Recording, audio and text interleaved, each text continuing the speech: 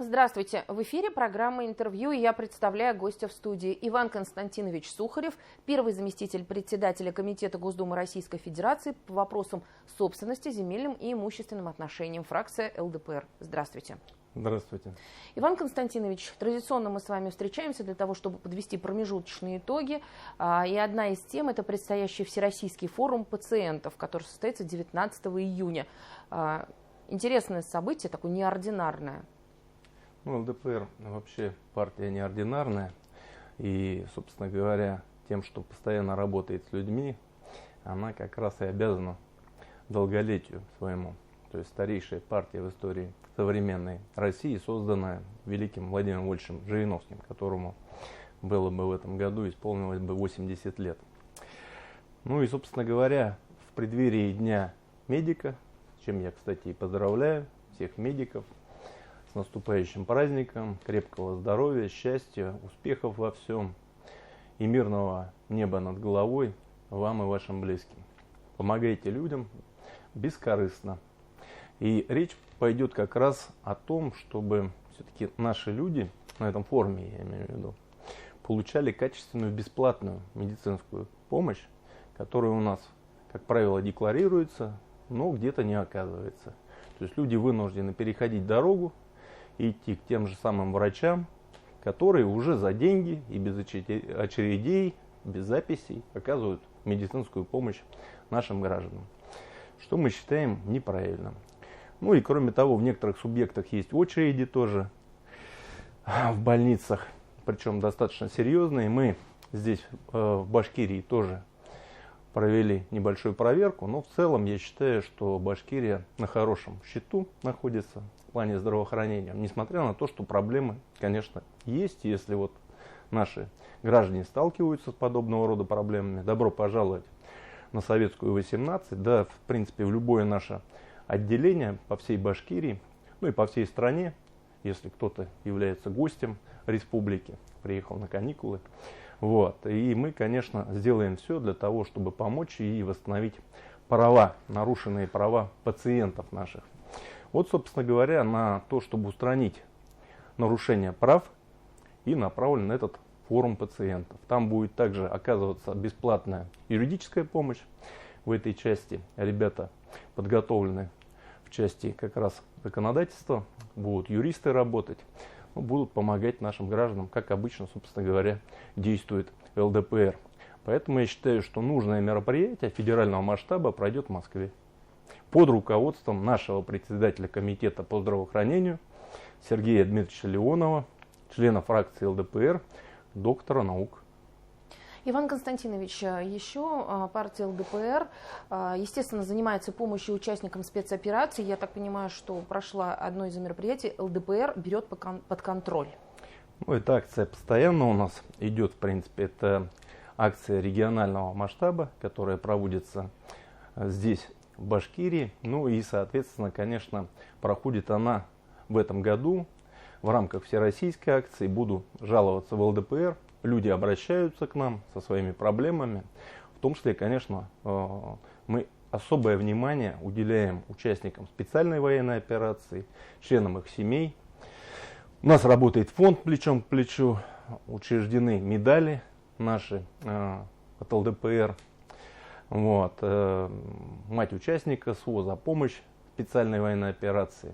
Также мы их вручали во время мероприятия торжественного, посвященного юбилею Владимира Вольфовича в Курултае. Ну и, собственно говоря, то есть, конечно, уделяем огромное внимание этой тематике, потому что без победы в специальной военной операции все остальные темы уйдут на второй план, а то и на третий, в том числе и экономика. Поэтому здесь к нам вот обращаются зачастую и со случаями мошенничества в отношении участников СВО, которые находятся на передовой. Они узнают о том, что в отношении них возбуждено исполнительное производство, есть судебный приказ. В частности, я еще раз говорю, это не единственный случай, но вот мы помогли не так давно одному из участников специальной военной операции, который в силу того, что здесь отсутствовал, не получил вовремя этот судебный приказ, возбуждено было исполнительное производство, хотя он деньги нигде не брал, подделали его подпись. Ну и установили факт мошенничества, судебный приказ отменили, ну и он очистился от этого долга. И, собственно говоря, вот этим в том числе занимается ЛДПР. Конечно, тяжелые случаи, когда люди не могут найти своих близких, собственно говоря, которые пропали на специальной военной операции, обивают пороги. Не так давно к нам тоже обратилась женщина. Ну, еще раз говорю, это не единственный случай такой. И, собственно говоря, год она не могла выяснить ничего о судьбе своего родственника. С близкими обивали пороги, обратилась к нам. Мы, в свою очередь, совместно с уполномоченным по правам человека Российской Федерации Татьяной Николаевной Москальковой отработали, установили личность. В итоге удалось, да, печальное событие, конечно, похоронили его, ну и, соответственно, помогли собрать все справки необходимые. Ну и несмотря на то, что это печальная история, все-таки здесь есть определенная, извините за тавтологию, есть определенность у родственников погибших, которые хотя бы знают, где он похоронен. К сожалению, не всегда удается в этих ситуациях помочь. Ну и, собственно говоря, конечно, также я могу сказать всем нашим гражданам, в том числе родственникам участников специальной военной операции, которые не могут найти своих родных и близких, также приходите в ЛДПР, мы сделаем все возможное, чтобы вам помочь. Иван Константинович, и предстоит важное мероприятие. Осенью состоятся выборы в Госдуму Российской Федерации. Я знаю, что партия ЛДПР готовится к этому событию, предстоит съезд. Я могу сказать, что партия ЛДПР всегда готова к любому событию. Да. Старейшая партия, которая всегда стоит на защите законных прав и интересов наших граждан. Собственно говоря, мы идем к своему следующему юбилею. Не так давно нам было 35 лет. Идем к 40-летию. Ну и, собственно говоря, еще раз хотелось бы отметить, что именно тому, что партия выполняет заветы Жириновского уже под руководством Леонида Эдуардовича Слуцкого, а главный завет — это помогать людям, партия занимает достойное место на политической карте России и, собственно говоря, конечно, всегда готова к выборам. И своим долголетием как раз она обязана тем, что выполняет тот завет, а главный завет, который выполняют депутаты, наши активисты, это помощь нашим гражданам. Поэтому приходите с любыми вопросами. Двери приемных ЛДПР по всей стране открыты, в том числе в Башкирии. Основной у нас офис находится в Уфе, на Советской 18. Поэтому с любыми вопросами обращайтесь. Мы ничего не обещаем, но делаем все для того, чтобы вам помочь. Но и при этом, какие вопросы будут обсуждаться на съезде? Как будет построена избирательная кампания? Избирательная кампания будет построена на одном самом важном принципе.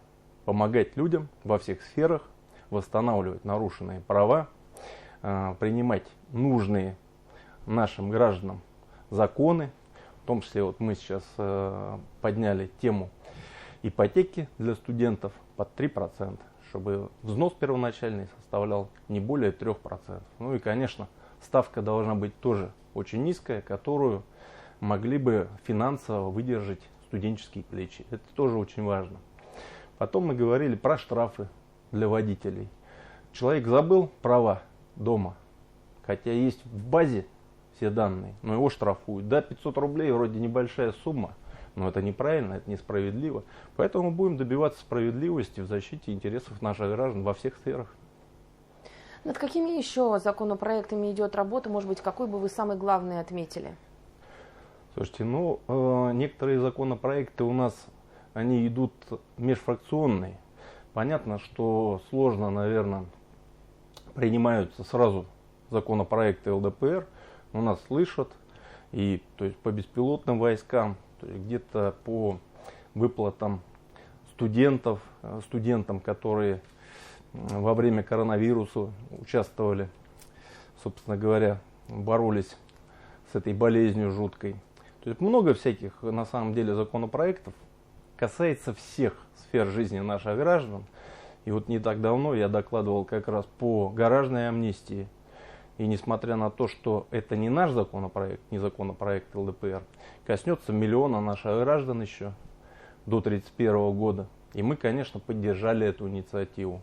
А так законопроектов очень много. И, собственно говоря, если проблема касается адресно одного человека, либо там, то есть улицу, не делают дорогу на улице, люди пишут коллективное обращение. Если касается каких-то таких более серьезных глобальных проблем, то, конечно, мы изучаем этот вопрос более глубоко, и вносим законопроект. В частности, еще раз говорю, сейчас будет проходить вот этот форум пациентов, на котором как раз будут выявляться проблемы в области здравоохранения. Я уверен, что по итогам будут внесены нужные и полезные законопроекты, которые не всегда становятся законами, в силу того, что у нас все-таки оппозиционная партия. Но по прошествии времени нас слышат, и у нас даже целая брошюра выйдет, что сделал ЛДПР. То есть мы не только помогаем людям, то есть говорим о том, что обращайтесь, но у нас есть и результаты, с которыми можно ознакомиться, в частности, если говорить про Республику Башкортостан, на нашем сайте. Никакого вранья, никаких подставных людей, то есть это живые люди, которым помогли в ЛДПР. Иван Константинович, время нашего эфира близится к завершению, но не могу не спросить хотя бы коротко о том мероприятии «Юные техники», да, и лидеры России. Инновационные лидеры. Что за мероприятие, почему поменяли название? Собственно говоря, юные техники и изобретатели, так решили, это не мое решение, да, собственно говоря. Наверное, оно отражает запрос современности, да, потому что нам нужны инновационные лидеры. Но факт остается фактом, что здесь, конечно, спасибо руководству республики, мы провели впервые в Кумертау очный этап этого конкурса, как бы он ни назывался. Результат-то один у нас, в принципе, то есть поддержка и социальные лифты для наших молодых изобретателей, для наших молодых техников. И, собственно говоря, очень интересные проекты были рассмотрены на этой площадке Уфимского государственного нефтяного технического университета, за что спасибо, конечно, ректору университета Олегу Александровичу. Он всегда поддерживает, да, Баулин стоит на страже интересов этих юных техников. Мы уже не первый раз проводим на этой площадке этот конкурс. И, собственно говоря, конечно, финал будет проходить в Москве в октябре. Так что ждем всех ребят, которые заняли достойное место здесь, в Башкирии, да и по всей стране. Очень важный социальный лифт. И, собственно говоря, ребята, которые должны обеспечить нам тот технологический прорыв, который нам необходим. Мы все видим, как развивается техника, в том числе беспилотники, другие направления. И, конечно, без их ума, без их интеллекта наша страна, то есть, не сможет шагнуть и занять достойное место в будущем этого мира. Это очень важно, поэтому поддержка этих ребят. Спасибо огромное, что пришли к нам в студию и ответили на наши вопросы. Спасибо вам. Это была программа «Интервью». Спасибо, что были с нами.